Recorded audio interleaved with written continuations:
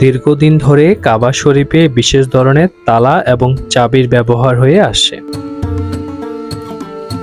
Saudi আরবে সবকিছু রাজপরিবারের কাছে থাকলেও প্রাক ইসলামিক যুগ থেকে কাবা শরীফের চাবির দায়িত্ব একটি পরিবারের কাছেই রয়েছে।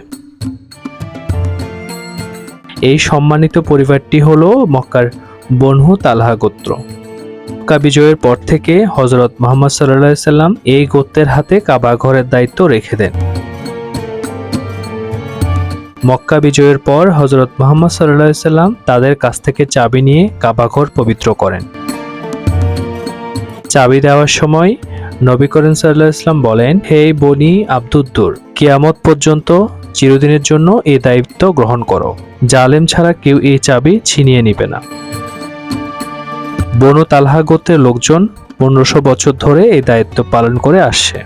বনু তালহা গোত্রের মুরব্বী তথা বয়স্ক সদস্যরা উত্তরাধিকার সূত্রে এই দায়িত্ব প্রাপ্ত হন এবং আমৃত্যু এই দায়িত্ব পালন করেন। সাহাবী ওসমান তালহার 109তম বংশধর হিসাবে ডাক্তার শায়েখ আল সাইবা এই দায়িত্ব পালন করছিলেন।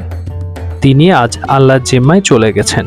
মহান আল্লাহ তাআলা ওনাকে জান্নাতুল ফেরদাউস নসিব করুন।